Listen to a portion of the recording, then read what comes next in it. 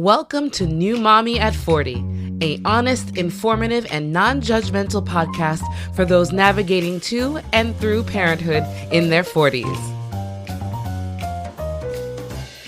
Today's episode is about resilience, and Stephanie Greenwood embodies that perfectly.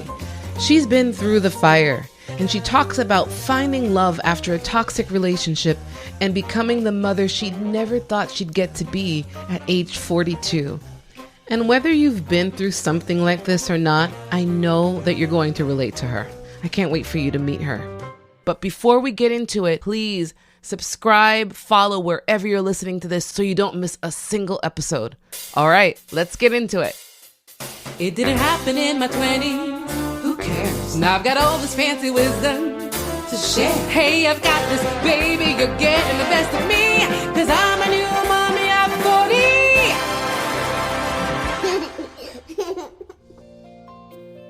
Stephanie Greenwood is the owner and creator of Bumble and Bee Organics, and she just became a first-time mom at 42. But Stephanie's gone through a lot to get to where she is right now. She's a survivor of long-term domestic abuse.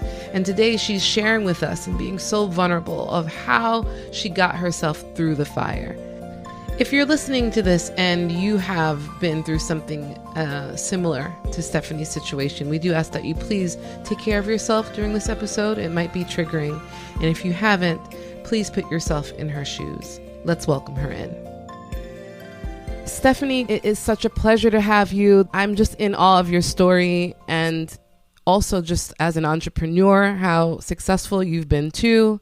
And it's just really a pleasure to have you on today and share your story with our folks. How are you? Oh, thank you so much. Oh, I'm good. Been running around all day, chasing my toddler, working from home.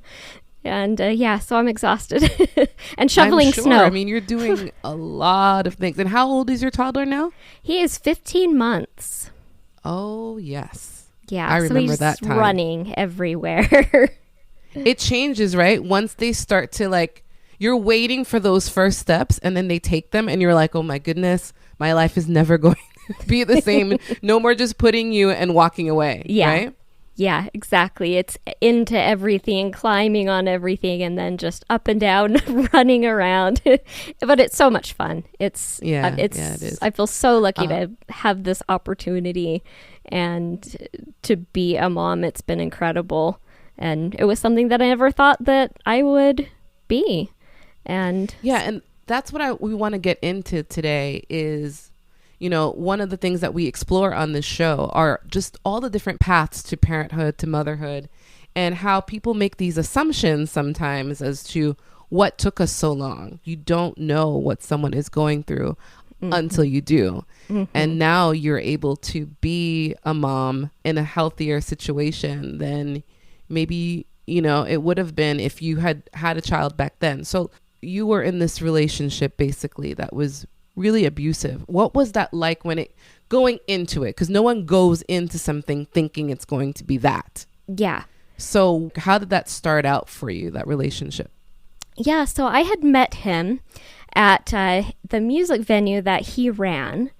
And he was a musician on the stage. I thought he was cute. And he had a video production company and looked really successful.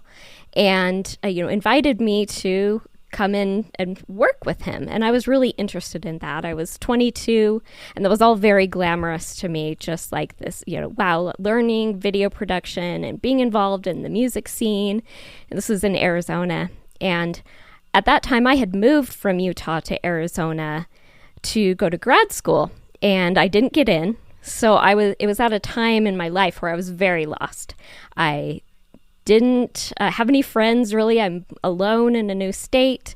I was, rejected from grad school and I didn't know what I was doing with my life. I was making $8 an hour working at a car dealership and was very, very depressed. So when he came along and, had this glamorous life and was very like, oh my gosh, you're so amazing. You're so smart. And just giving me all of this praise. I didn't know he was grooming me, but, it just made me feel good because he was just building me up all of the time. And so I started working with him and, things progressed, and one day he told me that he loved me, and it kind of took me off guard because he was married. And he said, I'm going to divorce my wife, and if you want to be together, we can be together. And I was just like, whoa. I had to take my time on that, but it ended up he went home. Him and his wife got a divorce immediately, and it was fairly amicable.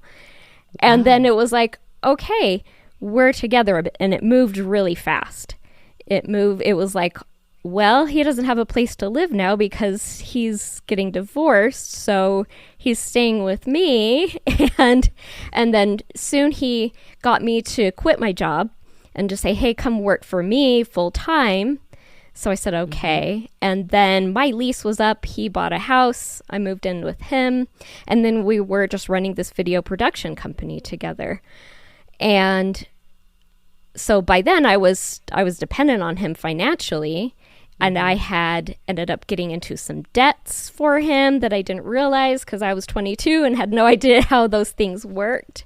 And how old was he, Stephanie? He was 31. So we had like a 9-10 year age difference.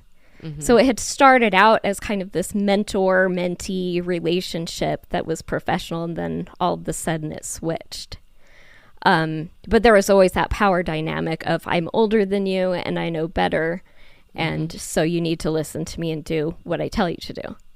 So it was not a physically abusive relationship for the most part. I mean, he never hit me or left bruises on me. So I didn't see the abuse. I didn't know what emotional abuse was. I didn't know, about gaslighting or narcissistic abuse or anything about like that. It was just not really talked about. So you were so young. Yeah. And I was so young, and you don't know any of those things, and then you're isolated alone in a new state. So I just was like, well, I'm in it. I'm going to make the best of the situation and just try to live my life the best that I can and try to make the best of it. And finally, 17 years passed. Well, 15 years passed, and I woke up and was like, okay, I read an article about narcissistic abuse, and I was like, oh my gosh, this is exactly what's going on. I knew that something was wrong for a long time, but I could never figure it out. And finally, I had an explanation, and it took me a couple of years 2.5 years after realizing that to finally get out, because I had so much financial entanglements and the trauma bonding in my head and so much to work through that I finally got out after 17 years in 2018. Wow, Stephanie. So I have a couple of questions. One is, did you feel isolated? Did you have a good relationship with your family prior to him? I was really close with my sister. Okay. My parents were kind of upset that I had moved out of state. And of course they were like, uh-oh, she's getting in a relationship with someone who's older. And so in the beginning they were like, be careful, be careful. And I was like, no, we're in love, and I dug my heels in. I didn't know enough information of what to look for. They said, we're afraid he's going to take advantage of you. And I didn't know what that meant. I'm like, I don't have money, so how could he take advantage of me? Right. And so my relationship with my parents were kind of strained because I had kind of dug my heels in and said, no, I'm doing this. So for me to turn around and be like, Mom, I'm coming home, that would have just taken I would have had to swallow a lot of my pride there and declare bankruptcy. Wow. Yeah. That's a lot of humility. I mean, because I relate to your story only in the sense, while I wouldn't say the relationship that I was in was at all abusive, it was definitely with someone who also was 9 years older than me, that I felt it started off as like a mentoring type of thing, but we isolated ourselves from my family because they were very, very critical of the relationship from the beginning. With the age difference, the moving out of state, I moved as well. So you're not alone. I think what happens is there's a time where we're really naive. I mean, and not all people have this experience. You know, I don't know what kind of family that you came from, but you know, if you come from a strict family and you didn't really date much in high school, and then you find yourself in this like, oh, I'm an adult now, and someone is like giving me all this attention and praise and advice and almost like a parental figure. And I can't say that I didn't have a great dad. So I don't know what about that I think I gravitated towards. Maybe it was just the idea of someone so much older and wiser and accomplished was interested in me. So it's almost like this lack of self-esteem that I think I had, and I hadn't really fully developed as an adult yet, and Absolutely. walked right into a situation. Would you say that was kind of similar for you? Oh, spot on. Spot on. I think that, you know, you're at that age where you're leaving home, you're, 22 and you're like, I'm an adult now. I can make my own decisions. And you kind of have to have that moment of self-actualization, but you can get yourself kind of into some trouble when you do that. Well, also, it's not your fault. I'm just, the reason why I'm bringing that up is, there's some people who probably were way more mature than us that could have seen this writing on the wall, right away. But hearing you, I saw myself in you because I truly had no other thing to compare it to, really. I wasn't even allowed to date in high school. So when I went to college, it was just like this whole new world. So you're not alone. I'm sure there are people listening to this going, I made some decisions, though, I have to reiterate, if my ex is hearing, he's not an abusive person at all. He was a great guy. Just we were in different places and, in our lives at the time. But I wondered, it must have been really hard for you to go through this and feel so isolated from your support. Yeah, it definitely was. And I wanted to be a grown-up. I was like, I can do this. I can handle this. And, I really, really wanted to be a grown-up so bad. And now, in that time that you were together for a really long time, did children ever come up at that time? it had always been like we were building some business or another. And so it was always, we're sacrificing life now so that we can have this amazing life later. So we had always talked about like adopting kids at some later time. So we're going to sacrifice, our social lives and all of these things so that we can build this, amazing life together. And then maybe someday things will be normal. We'll have kids and, settle down. But we actually did that. We actually built a successful business. And there were some years there where I was making a lot of money. And so I thought, okay, here we are. We're finally making money. We finally have this stability. Now we can settle down. Now this is what we made all these sacrifices for. So now we can finally settle down and maybe we'll have a family at this point. But it just got worse. It just got, well, now I need this Porsche. Now I need this Corvette. Now I need a second home. Now I need all of these things. And he just never was happy. And I finally saw this and I thought maybe he's having a midlife crisis. But it's just like, he just kept being like, well, if I just have this one thing, then I'll finally be happy. And then I'll start working again. And then I'll start, we'll have this normal life. And it never happened. It just kept getting more and more and more out of control. And at the time he had torn apart my house here that I'm in now. With the intent of renovating it. And it sat torn apart for a decade with exposed wires and missing walls and just flooring torn up and one functioning bathroom that didn't have a wall. So there was no private bathroom.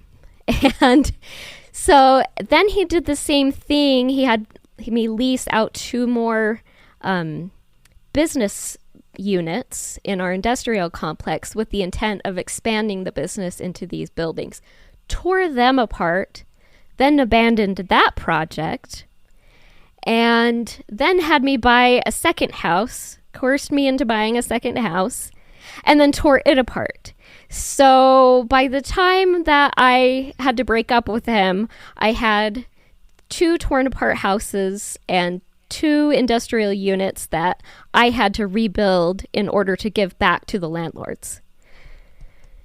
And these were all in your name, Stephanie? All in my name, yes. Oh my goodness. Because he had ruined my credit and had been using my credit as our credit, quote. Wow. Now, how did you make your way out of this? What was the moment that you said, no more? Yeah. So I had been, like in 2015, I kind of got to a crisis point in my life where I was so stressed out because I had all these bills and I had all this chaos. It was absolute chaos. And I kind of had a bit of a breakdown, and I was just like, okay, there has to be more to life than what I'm living. I'm so lonely. I have this, huge mess that I've got to clean up. And I learned about narcissistic abuse, and I went, okay, I've got to get out. But it still took me, it was like every time I'd try to leave, every time I'd even think about leaving, I'd hit this brick wall. And it was so hard just mentally to do it. And in 2016, I was really like, okay, I'm going to do it. Things have got to change. And I kept telling him things have got to change. We've got to fix the house. We've got to sell it. And, I tried to give him as many chances as possible to, fix things. And he just wouldn't. And so a couple years went by, and finally in February of 2018, he was down at the other house. I was up at this house, and I called him and I said, we've got to break up. And he convinced me to go to therapy, and we went to a couple couples therapy sessions, and he wasn't doing the homework. He wasn't listening or taking any advice from them. But I started going to the therapist on my own. And he was really a good anchor of, when you're going through gaslighting and you don't know what's real. And I had been through it for so long that I really did not know what was real, what was right, what was wrong. And so having this therapist that could back me up and help me bolster my reality and to give me coaching along the way really helped me. And so finally, in June of 2018, I was finally able to do it. But I still had, this huge mess to get out of. No, but good for you. You got out. I did. I mean, that's a huge, huge win. Yeah. I'm proud of you. Yeah. Thank you. I hear you say, it finally took me a long time. Almost, it sounds like I don't want you to judge yourself for the time that it took, because you had a lot of moving parts that you had to be aware of. So no matter how much time it took, the fact is that you got out. So congratulations. Thank you. Now, I know just from our interactions, you've mentioned that you've always desired to be a mom, though. And so I was surprised to hear you say earlier that the only thing that you discussed was adoption and not having kids on your own. So when did the desire for you to be a mom, however that was going to be, whether you're going to have one on your own or adopt, when did that start?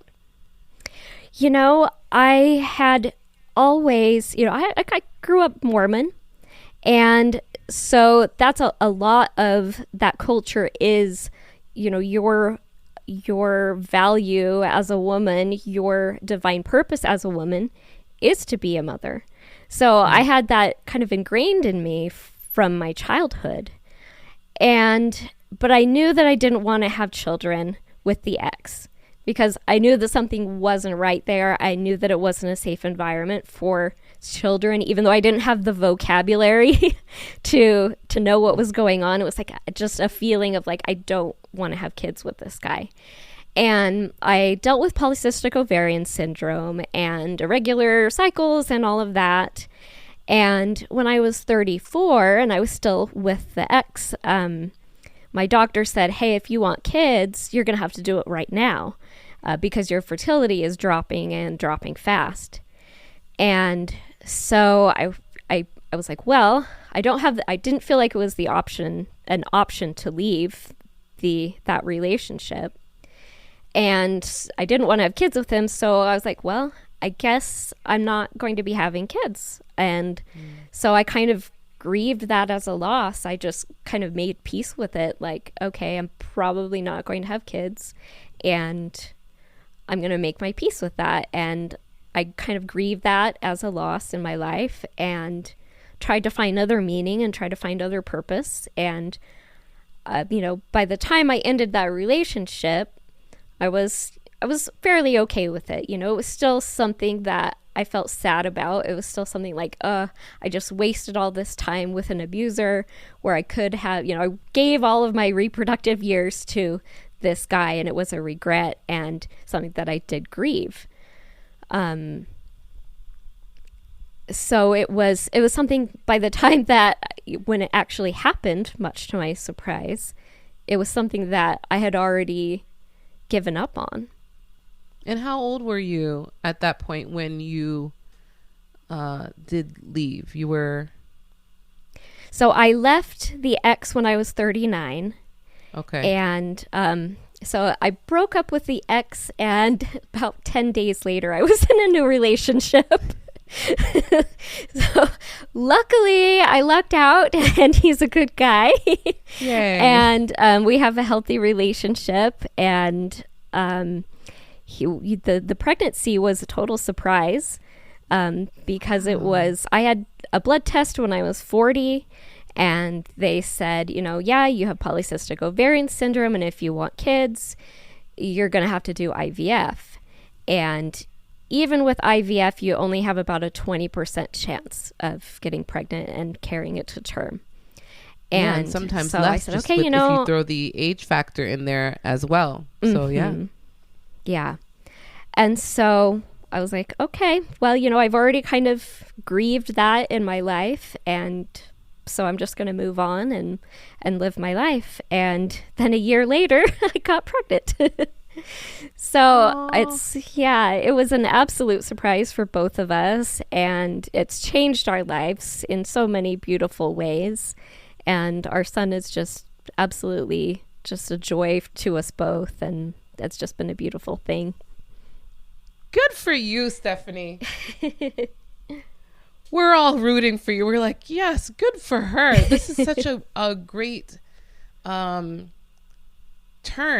of events for you with this surprise. Especially, I didn't know about the PCOS factor. I know of that because I have PCOS. I'm surprised at how negative, though, your experience was in terms of the way that your physician spoke to you about it. I mean, it does. If anyone who's listening is not familiar with PCOS, polycystic ovarian syndrome, there's been talk lately to just call it a disorder as opposed to a syndrome because it's an umbrella of many different things and no two cases are alike. And one of the things that it can cause is infertility. It can also cause type 2 diabetes. It can also cause cancer. But it just depends on, a lot of variables.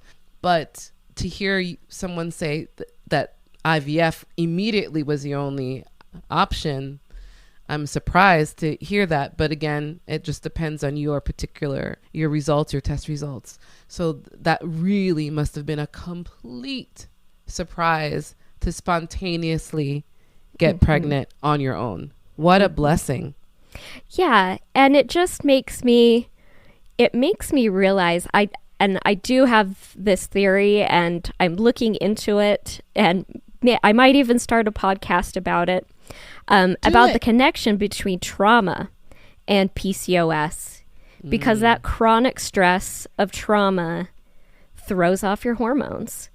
And if your body is in that chronic state of stress, if you think that you're being chased by bears and wolves, reproduction is not going to be the priority. Survival is going to be a priority. So if you are in that chronic state of stress, you are trying to survive in the short term and not in the long term. So it all shuts off, and then that disruption happens, and then you just get into these inflammatory circles and hormonal disruption, and it's all in this negative feedback loop. And there is an emerging body of evidence that is looking at the connection between trauma and PCOS, because I feel it. I mean, it was as soon as I got away from the abuser, as soon as I got into therapy and started taking care of myself, that then my body went, okay, we can relax. Let's start up reproduction again. We're okay. We're safe. And then pregnancy happened. Stephanie, you just dropped some major nuggets right now. And if you don't mind, I'd love for you to share what you found, because I didn't know that connection. I know everyone knows stress is just not good for you for many different reasons. But I have been noticing in my own body when it comes to just being swollen and bloating, where I feel recently I started developing like a bit of an insulin resistance or inflammation, and have been doing some work in what I'm eating in order to control that. But I didn't know about the link between PCOS and trauma, because I definitely have been through trauma in my life. And I've always wondered how this isn't hereditary. It doesn't seem, but I not in my case. My sister has had 3 boys and has no reproductive issues. My mom had 4, no PCOS. But for me, I have suffered trauma in my life. I am a sexual abuse survivor, thriver. And I wonder, you say that, if, I would really like to look into that to see if that's the case. So thank you for even bringing that up. And I encourage everyone, again, we are not experts. We are 2 girlfriends talking. So at any point, do your own research. But I really feel empowered to look into that. So thank you. It definitely, because when you've gone through trauma, whether it's developmental trauma in childhood and just developing an insecure attachment style, or whether it's something acute where you went through sexual assault or something major like that, and you carry that trauma, and you can be in a state of fight or flight chronically. And because it's been happening for so long, you don't realize that that's what your body is going through. Because here I owned an organic company, and I was living organic. I was eating organic. I was eating the perfect foods for PCOS and taking all of the supplements. And yet still I would have missed periods. Still I would have the, horrible cramps and pain. And so even though I was doing all the things, I was exercising, I was eating all the things, but that chronic stress from being in an abusive relationship was still disrupting my hormones. But it's been, I will say that since the moment that I got out of the abusive relationship, I haven't had a missed period since, other than when I was pregnant. And my PMS symptoms are so much less than what they were. So much less. Like, I can get through a period maybe with just 1 or 2 Advil instead of just like chain Advil after Advil after Advil because of the cramps. And so a lot has changed in my body, and I've felt it and I've lived it. Like, okay, there is something to this. And looking into it, that cortisol, it's all connected in your hypothalamus. Your hypothalamus is the connection between your brain and your hormones. So if your hypothalamus is picking up on the message that we're under distress, it's not going to connect to the pituitary gland. It sends out signals to the pituitary gland and tells the pituitary gland when and what hormones to make. So if the hypothalamus is disrupted through cortisol and stress, it will send the message to the pituitary gland to not make follicle-stimulating hormone. So then you only have luteinizing hormone going down to the ovaries, and then you end up with all the little cysts on there. And then all the cysts on the ovaries creates a long way, the easy way of saying it, those little cysts will create all of those androgens and the testosterone, which then increases the insulin, and then your body becomes insulin resistant. But your ovaries, for some reason, are not insulin resistant. So then your ovaries get all the signaling from the insulin. And then it's just this negative feedback loop of inflammation and disruption. And cortisol is everywhere in that equation. It's up in the hypothalamus giving it certain messages. It's at the pituitary gland giving it certain messages. Cortisol has been found to accumulate around the ovaries of women with PCOS. And so it's something that I find myself studying. I'm like, okay, I need to do work. I need to make this marketing email for the business. And then I find myself like reading exactly all of these pathways and reading biochemistry. I'm like, oh, I should be working and not reading biochemistry right now. But no, maybe you found a new passion. Maybe you found a new passion. I think I might have. It's really something that I've lived and that I feel so strongly about, that I want to get the message out there that chronic stress does affect us in a very physical way. And like you said, PCOS increases your risk for certain cancers, for diabetes, for metabolic syndrome and heart disease. And it can all be linked back to trauma. Wow. Snaps.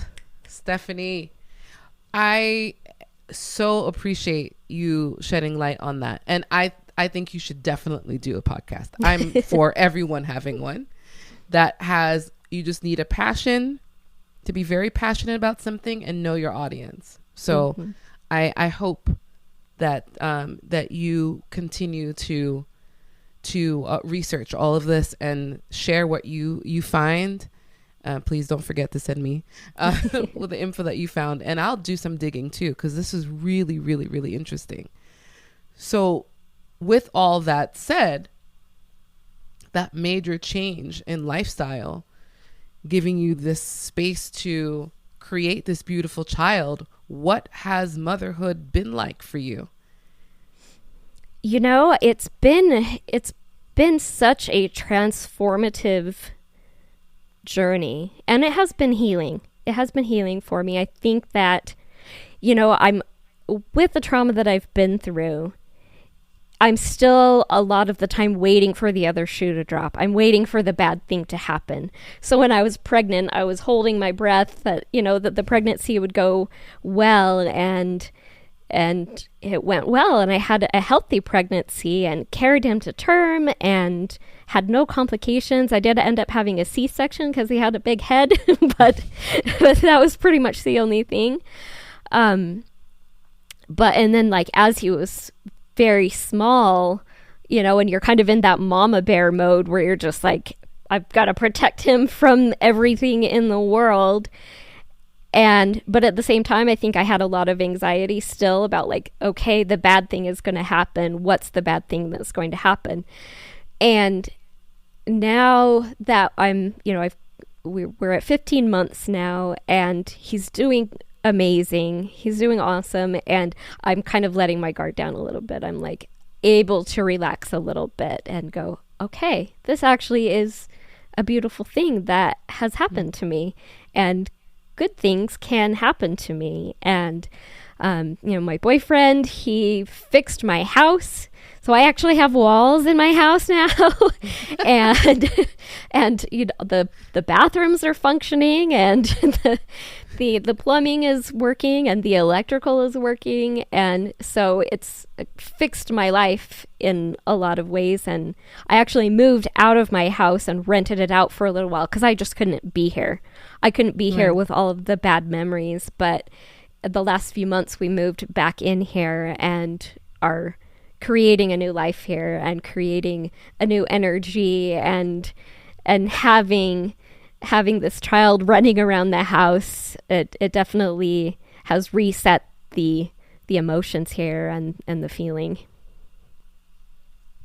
Oh, I'm sure having him running around, it just makes it all a a whole new experience in that home. I was wondering whether you kept it. So I'm glad that, you found a way to make it your own now in this whole new experience. Oh, I'm so happy for you. Mm-hmm.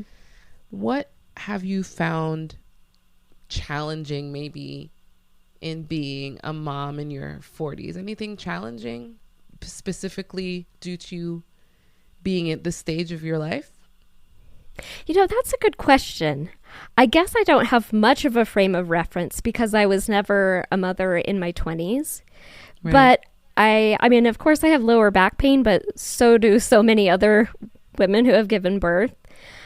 I feel like I'm doing okay. I feel like this is the time that I was supposed to be a mother. I feel like I'm healthier than I was in my 20s. And even in my 30s, I feel better than I did ever in my life. And so I think I'm doing okay. I may run into the thing that I may run into is when he's older and in school and I'm around the other moms, because here in Utah, the people have a tendency to have kids really young, So I have kids that are my age, my peers that I had growing up are now grandparents. And so I may get some looks. Young. Oh, thank you. So you can fool them for a little bit. I think really where it was different for me was like going on Facebook pages and seeing like my friends' children in college, like you said, but you're saying that they're grandparents. I haven't reached that yet. Well, not yet in my peer group. That's wild. Yeah. A girl that grew up across the street from me, who's a year younger than me, is now a grandmother. Like, oh, okay. Oh, Utah. Yeah. So we'll see what it's like when he's in school and I'm around the other moms, but hopefully I can stay young and keep up with them. Well, you're doing all these amazing, things and being organic. You're living organically. I'm sure this will only just add to your youthful presence and you'll be just fine. What's your favorite thing so far about being a mom? Oh, him. Yeah.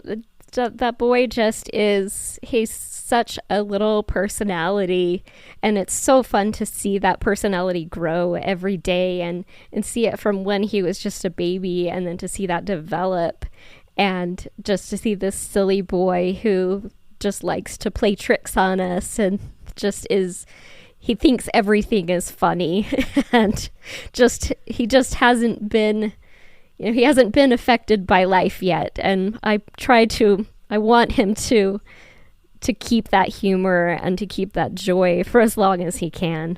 Oh. What would you tell 20-year-old Stephanie now? That is going to be okay. No. It's going to be okay, and to believe in yourself and don't let other people tell you what to do. Trust in your own instinct and do what you want to do. That's awesome. Where can people find you? At bubbleandbee.com.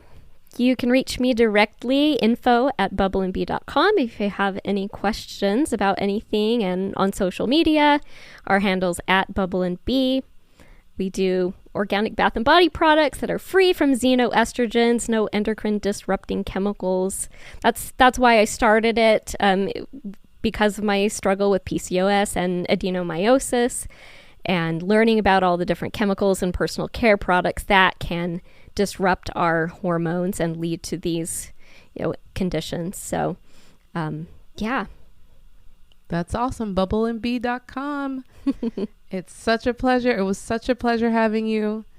And thank you so much for inspiring us with your story and sharing all that you've learned. And congratulations on an amazing, amazing life. Thank you so much.